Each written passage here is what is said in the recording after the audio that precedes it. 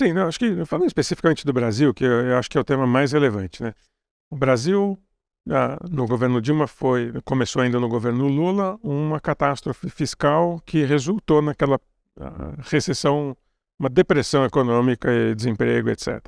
Né? E daí, como resposta a isso, veio o governo Temer, que criou um mecanismo do teto dos gastos que deu uma certa disciplina e criou uma âncora fiscal no país que há muito a gente não tinha.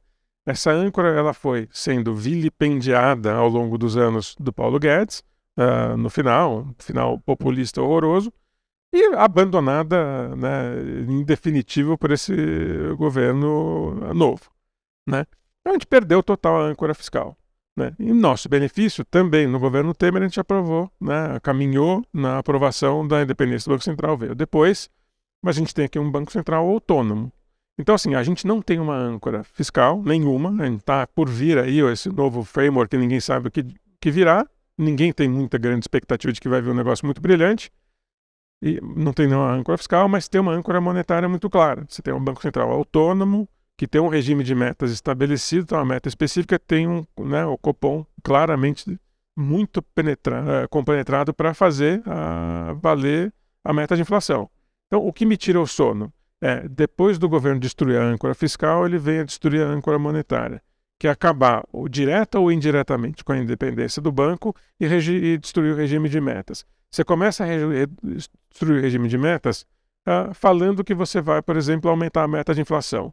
Claro, óbvia mensagem para todos que observam a cena econômica no Brasil que você quer aumentar a meta de inflação porque você quer mais inflação. É só isso.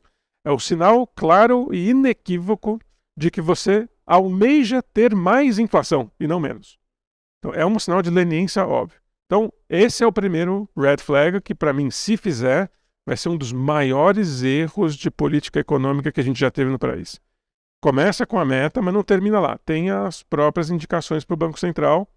Se a gente vai começar a colocar gente no Banco Central que vem com um espírito conflituoso de causar alguma coisa para cortar juros, para, no fundo, desvirtuar o Banco Central do seu propósito, que é a estabilidade de preços, aí você começa, né, a perder a âncora que falta, a única âncora que resta, desculpa, no Brasil, que é a monetária. Se a gente não tem âncora fiscal e a gente vai destruir a âncora monetária, tanto aumentando meta quanto substituindo erroneamente os diretores do Banco Central, a gente cai numa rota típica de Venezuela, Argentina, que assim, aí não tem mais nenhuma coisa que segura os valores, né, financeiros no Brasil. E quando você fala indiretamente, seria o Banco Central pode continuar autônomo, Roberto Campos Neto pode continuar lá, só que só de você subir a meta de inflação, você meio que já desarranja o caminho de atuação do Banco Central, né? Acho que você começa aí, né, dando um sinal claro de que a mensagem que vem do governo é a gente quer mais inflação. Então, obviamente que as expectativas de inflação, elas não vão ficar na meta, elas vão começar a subir muito acima da meta, porque é a sinalização que vem do governo.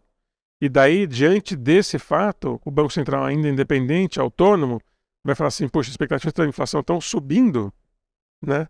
Eu vou ter que subir juros apesar da meta estar mais alta.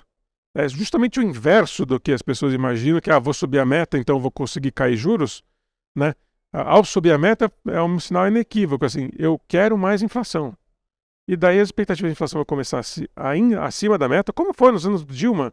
As expectativas de inflação elas eram 1 ponto percentual, pelo menos acima do centro da meta. Né?